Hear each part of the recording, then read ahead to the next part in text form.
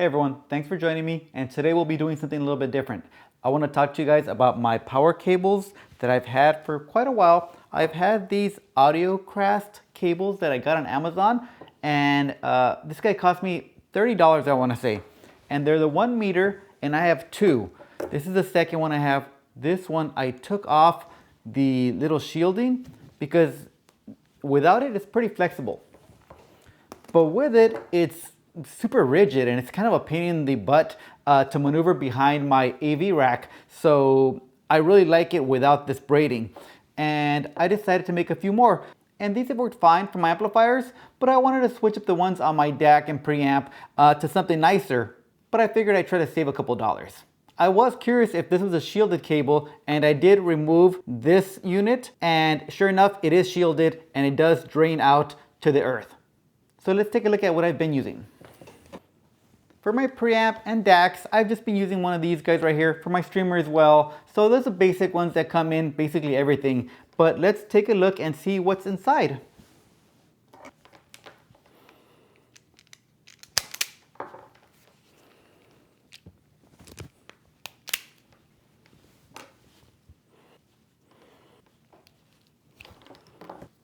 So we have 3 conductors and a little bit of cotton around them.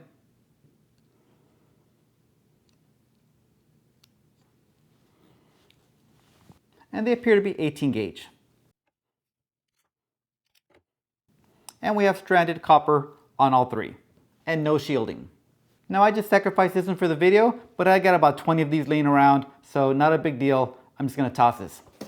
Now these AudioCrasts, they are 12 gauge, and I have checked that, so nice and thick if you're pulling a lot of power, that way it doesn't get hot. But for my preamp and my DACs, I decided to go with this stuff here that I found on AliExpress, and I got around 4 meters, and I've cut it down to 1 meter, and this stuff costs around $5 per meter. So awesome value. You do get free shipping if you spend over $10, so get at least 2 meters. This has a shielding around and Teflon coated wire, silver plated on the neutral and the line, and the protected earth or the ground is just copper. And it measures a 13.5 millimeter diameter.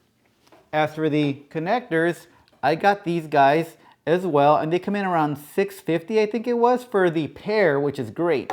I went to Home Depot to see if I can find some of these before ordering on AliExpress, and I can only find the male side over at Home Depot, and just one comes in around $6.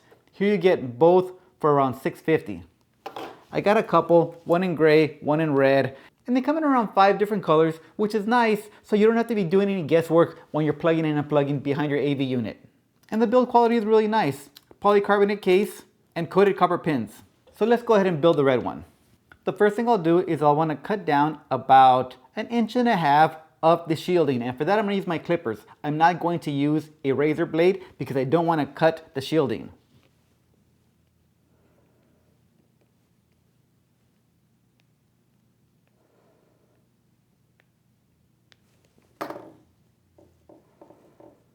I'll give it a little tug. And there we have it. We're open up there and we can see the shielding. Now here, with my clippers,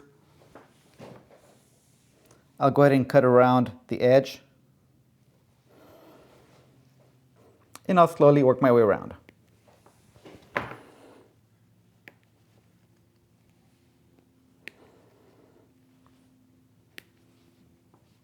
Now with a skewer, what I'll do is I will unravel all the shielding.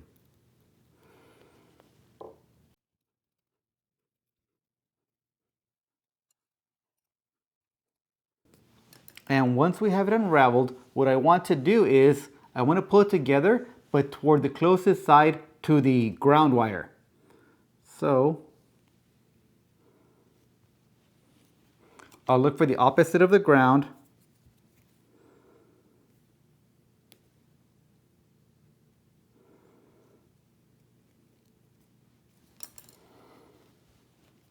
And I'll pull all the grounds toward it there, nice and straight. Now at this point, here's where I can start twisting.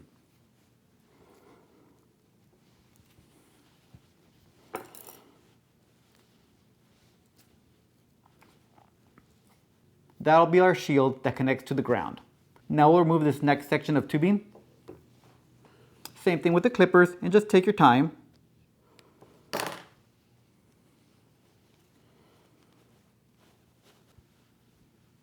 Give it a little pull and clip. So now we have some of the lead exposed. Now I'll start stripping some of these leads.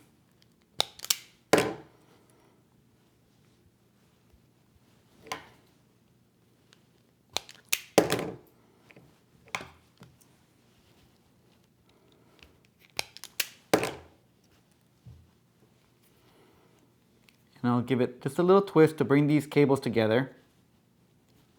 That is perfect right there. The next thing I'll do is I'll get a very small piece of heat shrink tubing and put it over the shield cable right here. And we'll shrink it down.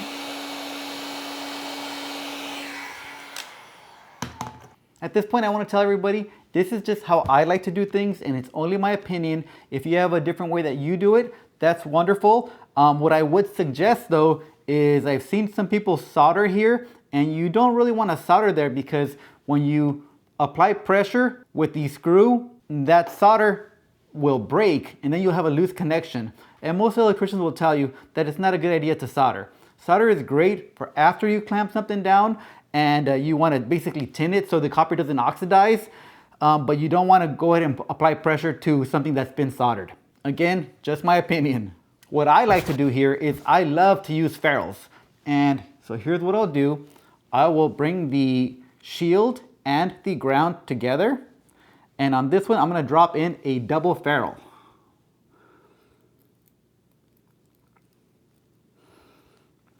And you'll see a little bit of the copper come up the top. That's totally fine. I'll get my ferrule crimper.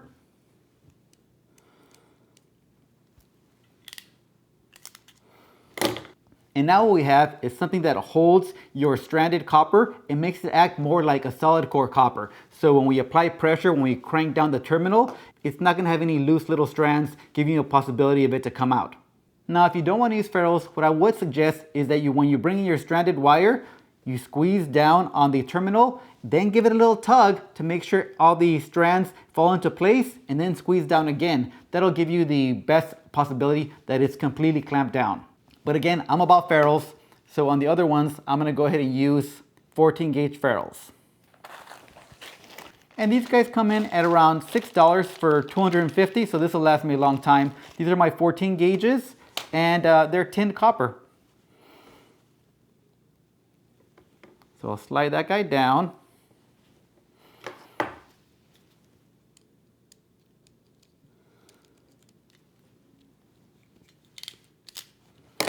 That one's good.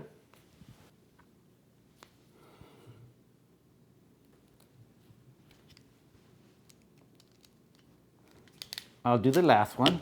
And there it is. Now I personally don't like anything sticking out the other end. So at this point, I'll go ahead and trim out any loose pieces.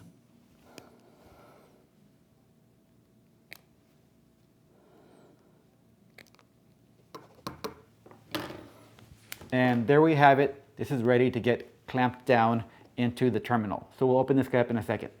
And this is the tougher side. The other side, the female side, doesn't get a shield. The shield only goes to the male side, the part that goes into the power outlet. Now inside you'll find this little piece that's useful when you have thinner cable, but since this is nice and thick, I'm not going to use this part right here. What I'll do is I'll remove this little cap in the rear, and I'll remove the washer, and I'll drop the cap in how it came out, so lettering side out.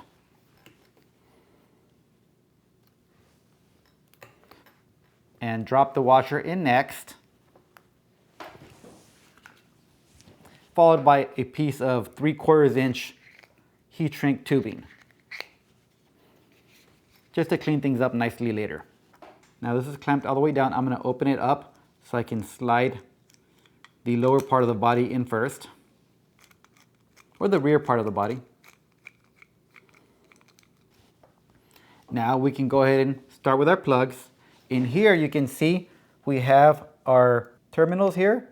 So counterclockwise to open up. And I'll open all 3 of them up.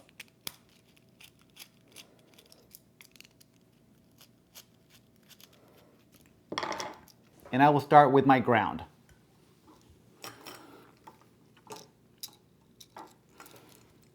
And it'll just go in. I'll hold.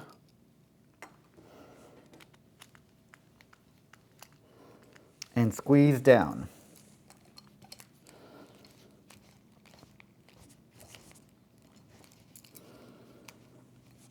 And now that ferrule is making a wonderful connection, really tight.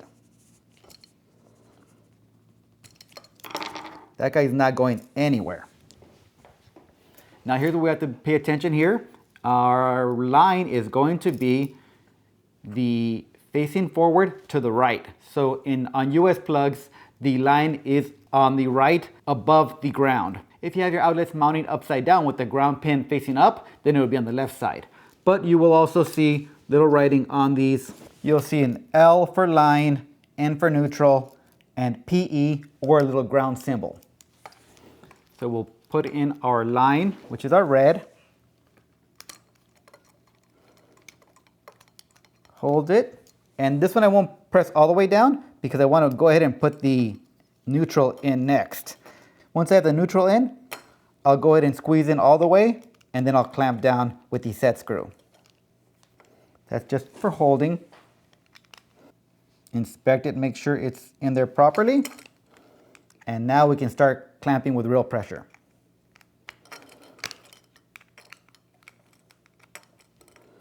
And there it is. We're clamped all the way down, and that is not going anywhere. Super strong connection. We don't have to worry about the stranded wire fraying and coming out. In my opinion, the ferrule is the way to go. Now I'll kind of fold the heat shrink and slide it in under the rear cover. And come on up as far as I can. And now I'll go ahead and look for the holes that align the screws. We're aligned there. And I'll start off bringing the cover in. I'll put the second screw, align, and screw down.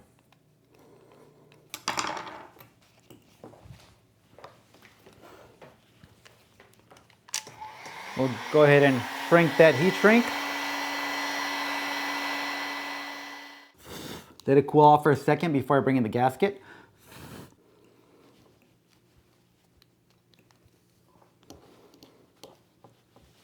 And finally the gasket cover. Make sure it clicks in. And at this point, we can apply a little bit of pressure onto the rear screws, and we don't want to overdo it here. Give it a little tug test, and that is not going anywhere again, super tight. And then we'll do the same thing with the other side. Now this side is going to be easier because we don't have to worry about that shield. And the reason we do that is because if we were to connect that shield to the ground on this side, then all we're doing is we're making that shield a protected earth. So in this case, we'll plug this guy into the power outlet. When we plug this unit into the socket, any RF or EMI that might be happening behind your system hits the cable and then it's drained out to ground. So I'll go ahead and do the other side.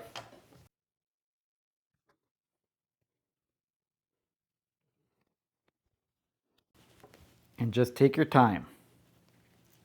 And again, on the female side, we don't want the shield, so we can just cut all this off at the bottom. Back to the wire strippers. This time we won't need a double ferrule, so I'll use all single ferrules.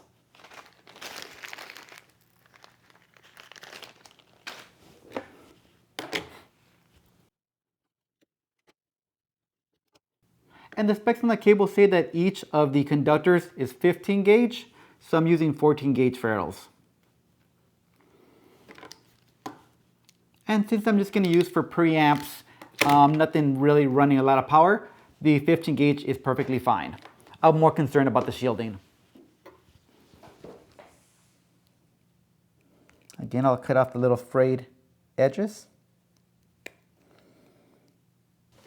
And again, the text on the outside. Don't forget this part.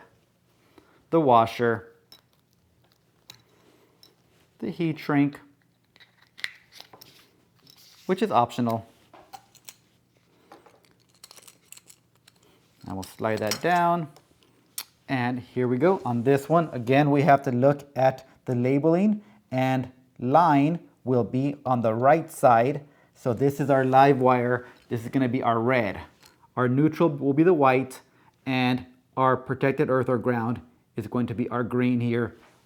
Once again, no shielding on this one. And I'll start with my ground.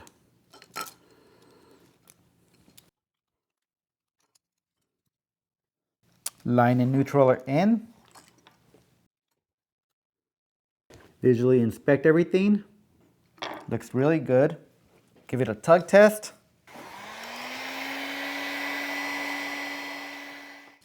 We'll align the screws once again, and we can close off the cover. And there it is, a completed cable. But before we use it, let's do a continuity check just for safety. We'll test the ground first. Yep. Nothing, anything else. We'll test the line. Yep. Nothing, anything else. Good. And we'll test the neutral. Cool. And nowhere else. Perfect. So all three are looking good. So the cable's good to go. No problems there. And again, the reason I made this cable was so I can have a custom length for my system. It's nice to not have so much extra cable back there, as well as to have it shielded and much nicer quality than those stock cables that come for free. And once again, compared to the AudioCraft cable that cost me $30, this one at $12, you can't beat that value. So it totally makes sense. And another reminder, this is just the way that I like to do my cables and the way that I'm comfortable with them. I'm sure there's other great ways to do them, but this is my preferred method. I'll leave a link below to the tools that I use and the ferrules, as well as to this cable and the connectors as well. Thank you everybody for watching. I appreciate it, and I'll see you on the next one.